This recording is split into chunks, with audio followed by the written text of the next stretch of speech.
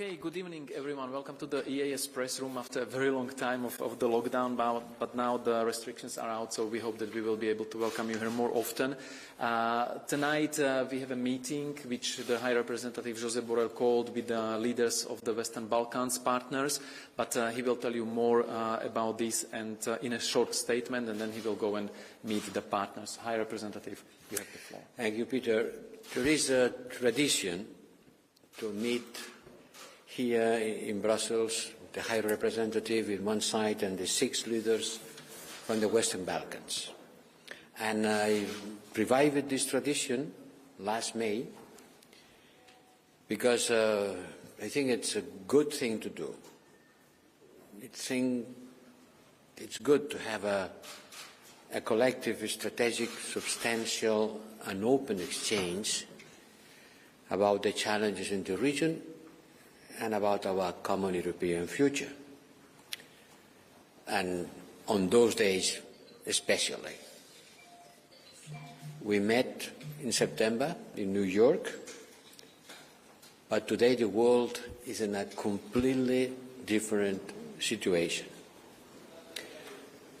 In September, nobody could expect that we would be with one aggressor bringing back war to Europe and looking at this destructive impact of a senseless bloodshed between what we don't remember. The Europeans don't remember war. And now we see war in our borders.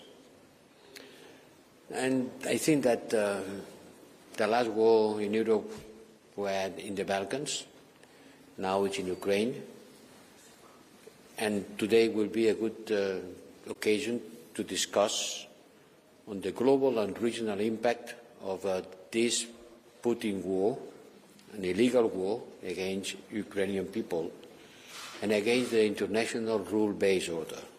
It's not the West against Russia, it's against the international rule-based order.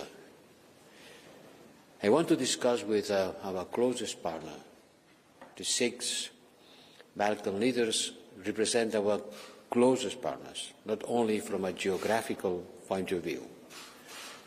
I am talking with them as future members of the European Union to talk about how we can address the consequences of this war together. As always, I am keen to hear about the concerns of these leaders, having regard to the situation and how they foresee our joint action to defend rules and values and how to deal with the negative impact of Putin war on food, on energy and stability in our shared continent. Because we know that Russia is trying to exploit our vulnerabilities and the vulnerabilities of the region, we should work together in order not to allow Russia to exploit these vulnerabilities. As I said before, the Western Balkans are not our backyard, it's our courtyard. It's part of our geography. It's not the backyard, it's the courtyard. And we will act jointly to face Russia's disruptive actions directly in the region through disinformation and cyber attacks. I welcome that most of our partners in the Western Balkans are aligned fully and from the day one with the European Union response to the Russian aggression against Ukraine. And I call others to do so. Most of them did. I will call others to do. Tonight's discussion will feed on the ongoing engagement with the Western Balkans, which remains our strategic priority. It's our most important foreign policy.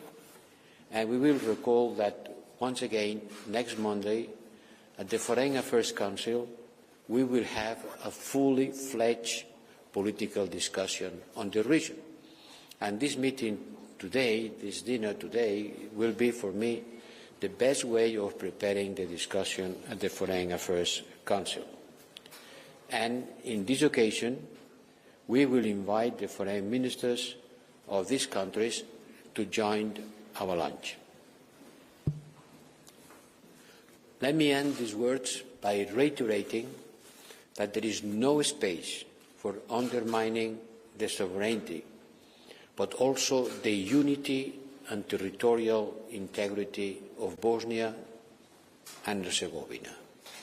No room, no space for undermining sovereignty, unity and territorial integrity of Bosnia and Herzegovina.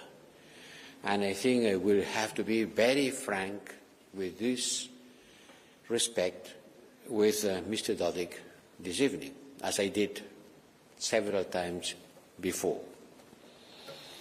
I want to stress the need to stand united and to take the necessary steps to ensure a safe, stable and prosperous Europe together. This is our collective interest. This is the best way to build the future of the Western Balkans, because the future of the Western Balkans is inside the European Union, and this is a very strong reason to hold this meeting today.